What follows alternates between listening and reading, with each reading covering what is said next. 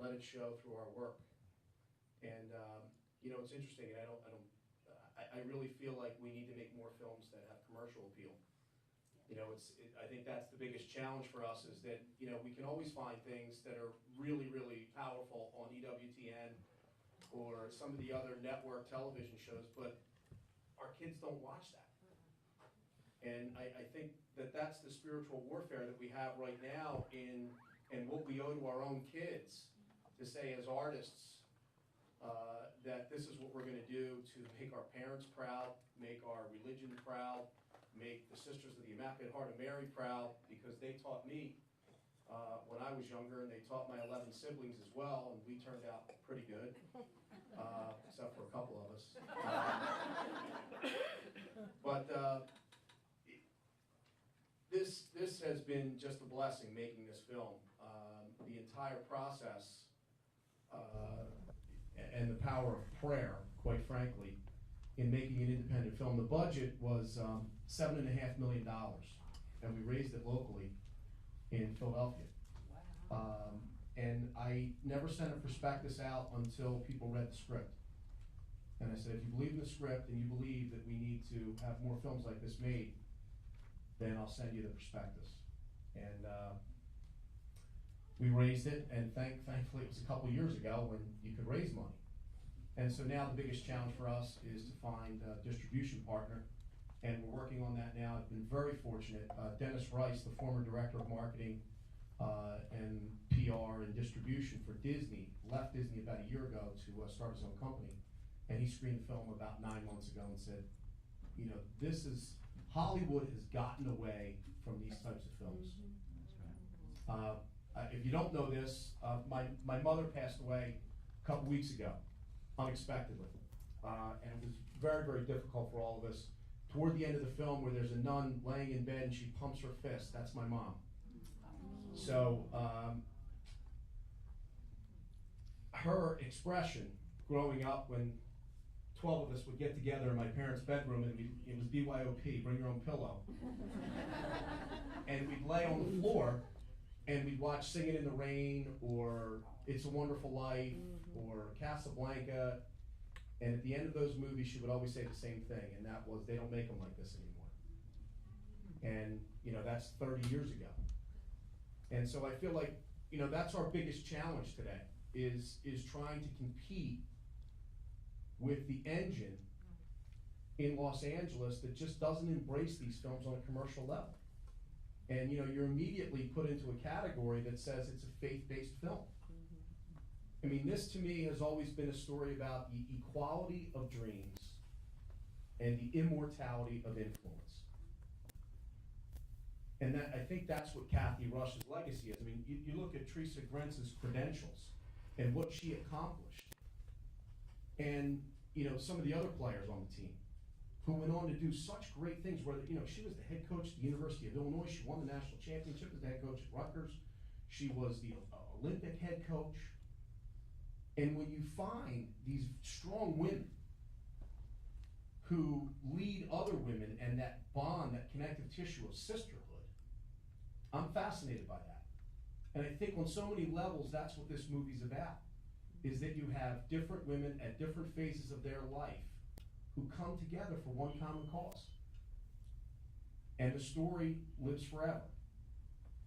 And, you know, that to me is what as a filmmaker, what attracted me on so many different levels, knowing that the cross was going to be so heavy, and knowing that we were going to face all these obstacles, because you have to go through the traditional methods of Hollywood to say, we're going to screen for distributors. You've got to go to all the agencies, CAA, William Morris, you know, Endeavor, you know, ICM, UTA, and it's the same thing. It's a wonderful film. It's a solid film. It's too Catholic. And that's the truth. That's what they put down. It's too Catholic. What does that mean? There's too many references to the Blessed Mother. How can you even say Jesus likes to dance? I mean, isn't that going to offend people? I said, I don't think so. No. So, you know, those are the challenges, and it's interesting. I actually had the opportunity to sell the script. And, of course, took the meeting. They offered me a lot of money for a poor kid. And they said, these are the changes we're going to make. And I said, I just can't do it. You know, and I think that's one of the other lessons, is that we really need to stand up in what we believe in and the value system that we have, and really try and instill that in our own kids to say, listen, you know, we're united not only by what we accept, but what we reject. And I think that's equally as important. And so, you know, all of these things that have happened over the last couple years to bring this film to what it is today. I was explaining to Kevis, right, about you know, how you get the process started. It took one guy in Hollywood at CAA that read the script over Christmas. It had been 6 months. No one would even listen to me. He called, he said, I love this. I'm from Philadelphia. I remember the story. We're going to tell it. He represented Carla Gugino. I auditioned her. I said, Carla, do you know anybody who could play Nun? I have a great friend, Marley Shelton. Why don't you audition her? I got her. David Boreanaz is from Philadelphia, worked for Scale. Marley Shelton's married to Beau Flynn, huge producer in Hollywood. He sits and watches the film. I said, I need an editor. He said, I got this guy, Bud Smith. He did The Exorcist. He did Karate Kid. He did Ladder 49. And he's looking for something to do. He just stepped out of, he was at Disney for 10 years. He's looking to stay busy. I got him. He cut the film together. I said, you know, we should get some music. He said, you know, I know this guy, Bill Ross. He did a movie called Harry Potter. I said, okay, maybe he could look at our film. And here, his daughter was an athlete. He got paid over $1 million for Harry Potter. I told him we had $200,000 in the budget for music. And he said, you know what, I'll do it under one condition, that I can use the London Symphony Orchestra, and we go to Abbey Road. And so he backed into the fee. We went over there, and it was just a wonderful experience. So, you know, it's the power of prayer and believing in things that just aren't in front of you, and saying, you know what, we're going to do this regardless of the obstacles in front of us. I've learned so much about Immaculata and the basketball team and what they went through and the adversity that they faced. And Teresa and I were talking about this tonight, saying that, you know, here we are again, against all odds, getting ready to go out and screen for CAA in 2 weeks. And, you know, knowing that really what we need to do is harness the Catholic power that we have, whether it's through fundraising or other means, grassroots effort. We're just not unified. You know, and to sit across from an agent in Hollywood who's 25 years old and says, let me tell you something about Catholics. They don't mobilize. They're not united. And they don't support films the way that they should. Evangelical Christians, yes. Catholics, no. And that's your biggest challenge. And so that's why when Frank called me and talked to me about the festival, I said, thank God. You know, this is the beginning. This is the beginning tonight of, you know, hopefully 25 years from now, I'll be standing here or sitting in a wheelchair with a microphone saying, what a great idea, and we have commercial films, and we're proud of them, and they're mainstream. That's really what we need to do. Our films need to be mainstream. They need to, you know, show people who are Catholic. They need to show the vocations. I mean, they'll make doubt. Hollywood would make doubt every week if it could. But if you show, you know, a couple nuns having fun playing basketball, it's not going to happen. Or Sister Act. They'll make that 15 times. But let's show the humanity side of it. And so that's the spirit in which we made this film. I hope you enjoyed it. This is like the music going on at the Academy. Anyway, so I'll take a couple questions, but I thank you for coming tonight. I thank you for sitting through the film. Please. I don't have a question. I just want to tell you, I thought the film was wonderful, and having been a student at the school, just doing it there and seeing the campus, the inside of the rotunda, it was beautiful. Thank you very much.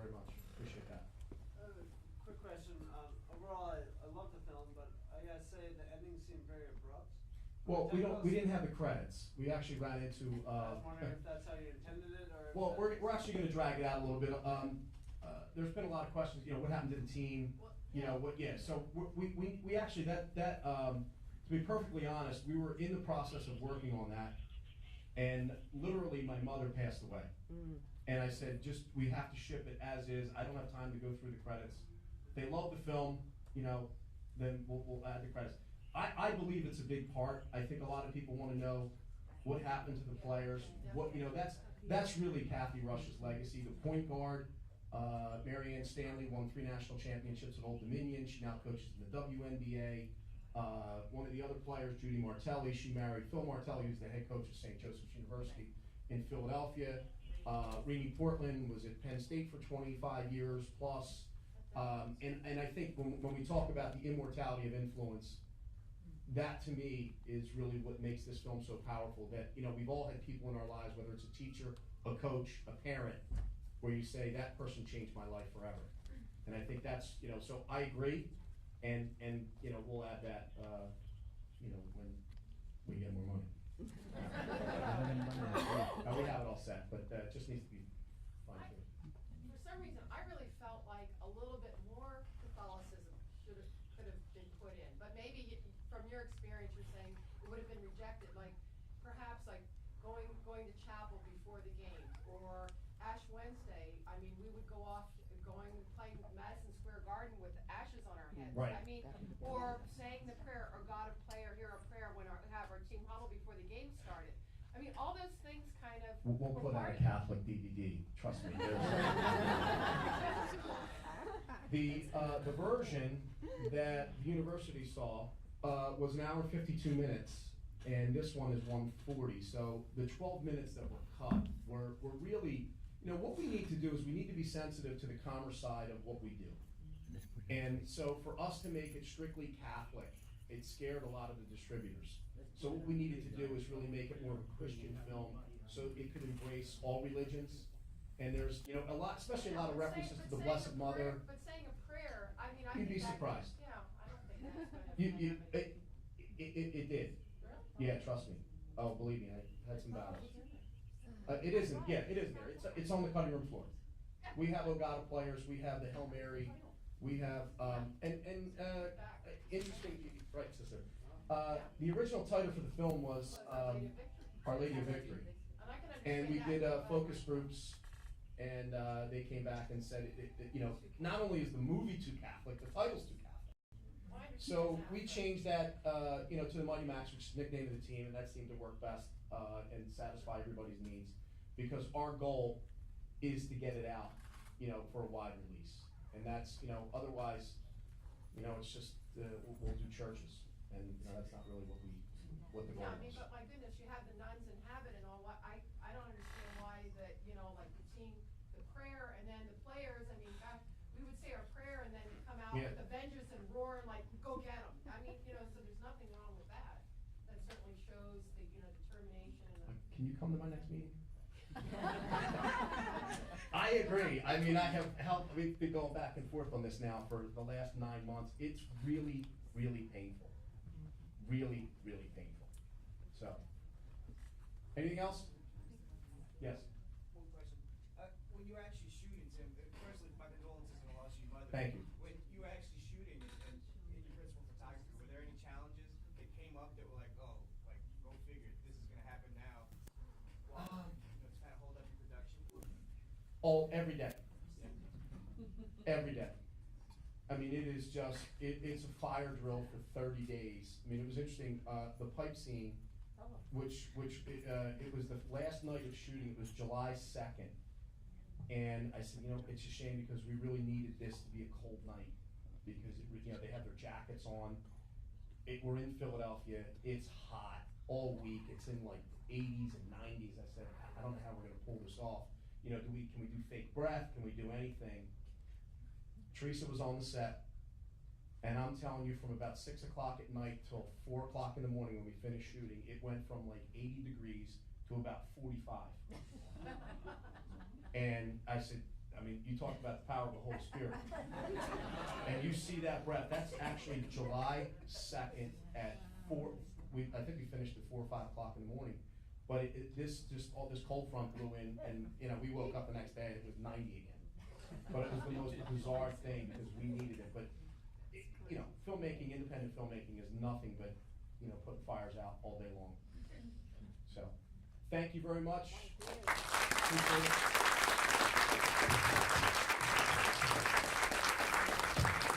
Everyone, thank you for coming out.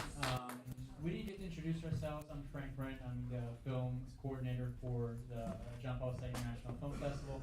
This is my fiance, Laura Alvarado. She is the festival coordinator, and we have Rafael Anrich, who is the director of hospitality. I really want to thank all of the Immaculate Women for coming out, and thank Tim Chambers for bringing your film. What a huge blessing it has been. We understand your challenge. Because putting a film festival together within the recession, we're right with you, man. Please stop by before you leave. Check out tomorrow. We'll be screening Natasha Howe's film, The 13th Day at FIU. Please check it out. Everybody have a wonderful night. God bless you. Thank you.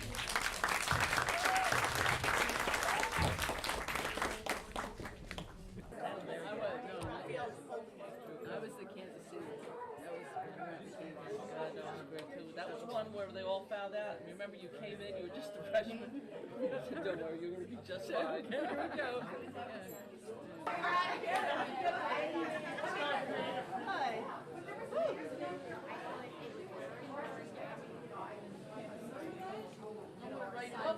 Let me write it on the back of the card. Stephanie's mother, bubblegum. She gave me a ring. Oh, really? She's very upset because she thinks it should be. And then Renee and Mary. I don't think I quite Mary Ann and we're all pretty. remember Miss O'Neill's? Good job. Computers got meals at home.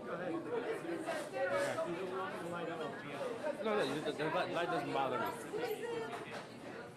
Let me get you all together. Ice cream. We got ice cream. And I gained like 10 pounds. We broke into the kitchen. We would break in because we had no food. Silence on the set. Silence on the set. Smile.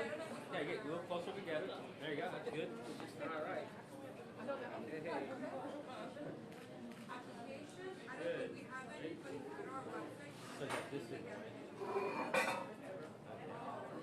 There we go. Can you put your back? Okay. All right. That's great. 1, 2, 3. That's good. Hold it. One more. Big smile. All right. Excellent.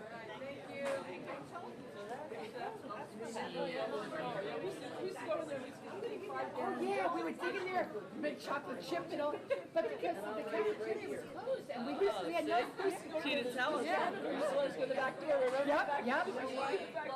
But I mean, stories like, how about us getting our trophy? Jimmy the janitor got the money together and gave us trophies. I mean, the third year, I know. We got nothing, we got a little necklace. Of course, we didn't get our rings until years later. And Jimmy he was one of the biggest fans. I mean, that could have been a neat angle. Throwing in a little something like that, and a little bit. There was a lot of good stuff that was out there. That was That's what put it in the book. yeah, really, yeah. It gotta help you. Overall, what did you ladies think of the film? I thought it was good. Overall, very good. Yeah, we're thrilled with it. Real excited to see the campus and a lot of things that were really true to life. We know who that leading scorer really was out there. The game winner. It was fun. It was really fun, and it depicted the true team spirit, which it was all about. Yeah. Did you like how you were portrayed? I actually wasn't portrayed in that one movie, but I like how the team was portrayed. So I like the most. Were you happy with how you were portrayed? I don't know that any of us were actually portrayed in it. I think that what they did is took some stereotypes of what's on a team, who's on a team. None of the players were portrayed as actually this is so and so, this is so and so. But those of us who were on the team, we did have a great, we had a great commitment. We had what I would call years gone by. I think there were virtuous friendships where we really became better because we were with each other, and you would not disappoint. You would not let each other down. You'd make sure you had each other's back. That was true. Even to this day. Yeah, that's actually right. That's true. And there's different kinds of friendships. There's friendships where you get along well, and you can do something for me, I can do something for you, or we can do something that we like to do. They last about 6 months, but I thought overall that our coach was fairly accurately portrayed, or there were some scenes in there that were kind of made up. But in general, she asked a lot of the players. She expected a lot of them. She was willing to put her heart into it, and the players responded. And she got the most out of everybody. I mean, whether you, like myself, I mean, years later, I was, a bench warmer sitting there. But I feel like because I practiced hard, I made the ones who started be that much better. And Kathy really instilled a commitment and this team effort and this team mentality, everybody working together. And I thought that was very important, and it was portrayed in the movie very well. yeah, I would agree with you. Yeah, I can say one thing about this that's interesting, that those teams, the Immaculata basketball teams, whether it was the championship team of 72, 73, or 74, no matter where we are at any time in any place, when we come together, we know that we're still a team. It doesn't really matter. It's a true spirit of that emotion. It's quite an interesting It lives phenomenon. on. Comment about the film now? Can you tell me who you are? I'm Sister Patricia Fadden. I'm the president of Immaculata University. Great. And I was not at Immaculata when the teams actually played, but it was a very proud moment in our history, and we're certainly pleased to have the film as far as it is. We're looking forward to seeing it. Did you like the film? I did. And I've seen several versions of it. It's just very nice and tight. I think it'll play well. We're pleased. You're welcome. Can I ask you a question, ma'am? Sure. Tell me who you are and what you thought about the film. I thought the film was excellent. I really, it exceeded all of my expectations. I'm from Immaculata. I graduated from there. I'm an Immaculate Heart sister. And I just appreciated all the Tim did to put that on the map. Really good. And right now I'm down in Miami teaching. I'm a campus minister at Our Lady of Lourdes Academy. What's your name? Sister Rose Harlan. Thank you so much. Thank you.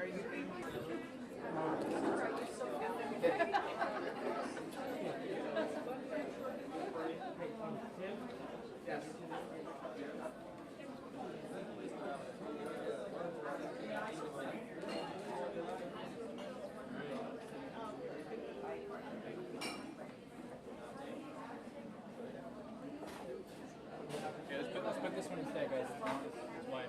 Let's put this one instead.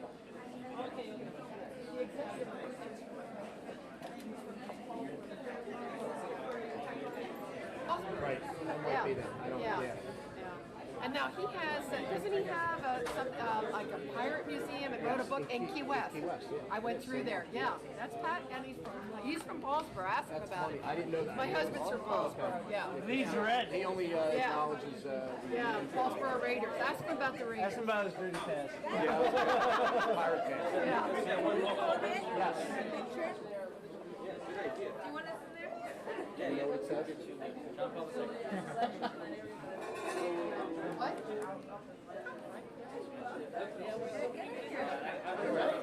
That's exciting. Yeah. Let me get you in there too. Hi,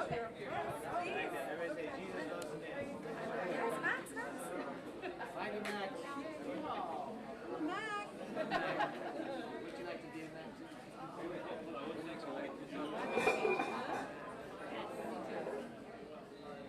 Yeah, take care.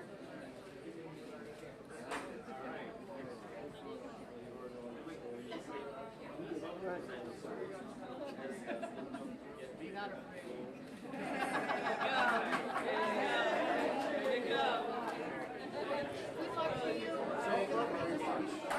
Are you still trying to like an ideal time would be during March During March Madness? Madness, yeah. I mean, that'd be fantastic. That's what we, in fact, I in the next spend- 2 weeks, we go out and do the whole LA, yeah, circuit. I spend I live in Minnesota. I have a home in Hilton. So. Okay. It's amazing. Right. And she puts her arm around the blessed mother. Right. And the camera comes around and you see the light coming right off of the table. And it was like one of the things that they just said, you know what, remember that shot? That was your favorite shot. And Teresa's saying she loved that shot. And I did too. And it's working. Right. And I'm saying let's get these shots and these images. We were coming off of, you know, statues of St. Joseph. Really? What's the mother? And these images can't be. So she's standing there, and you can So, you know, and that's why there's many things that you would have have to liked to compromise have with. Absolutely. portrayed. They said the Hail Mary or Hosanna players just did every game. Every game we did. Our hands in just like anyone. Let's go. I mean, I went to a public. Most of these gals went to Villa Maria. I went to public school all the way up till 12th grade. Right. And and I played basketball in high school. It's just let's go team fight. Yeah, Right. But instead we put our hands in and said, "Go God of players." Oh yeah. And I had to learn all that, and it was like, wow, this is pretty neat, and the strength and all that came from that. The first game, that's exactly what happens. They're all getting ready to walk out of the locker room, and Sister Sunday puts her arm up and says, "Get down and say a prayer." And they say, "Oh God of players," and they're all looking around each other like, "What is this?" Right. Well, that's what I did the right, first time. right, I was like, right, what the heck are they talking about? So, and then they just said that, you don't just worry about it. How appropriate that she said, "Be not afraid." That's John Paul II's Lord. Right. Right. It's great, isn't it? So it's just so like when I saw it, I was like, Get it It's in very there. exciting. I wish you the Well, best. I feel like it was portrayed right on. Well, that was, it's I'm not. Frankly, I'm not sure. Well, I did ask. Since I played on the third I Right. played on the 74 Right. team. I'm wearing my national championship ring. So I wasn't sure whether that tunnel thing was real. I had a feeling it wasn't. She gave us, she told us that there were a couple times after games that they lost that she took them back to do suicide. And they would do. And- Well, yeah.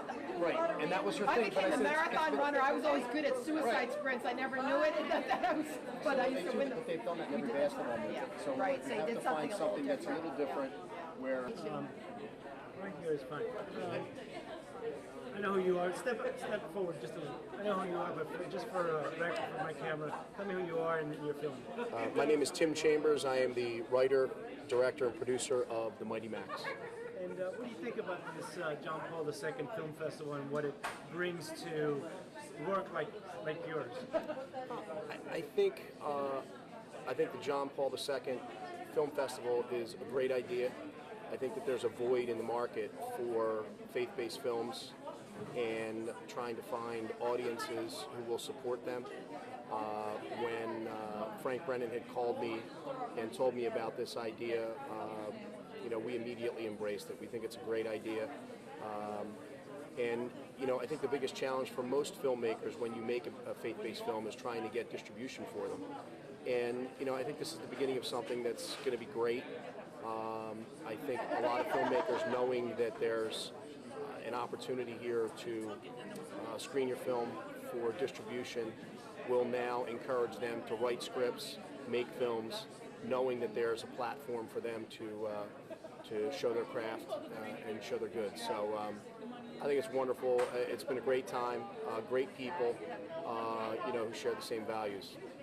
Do you think in this present time that we're in, sex, drugs, killing, and all this excitement in the movies that we're forced to see, do you think there's a market for our particular type of films that we're talking about?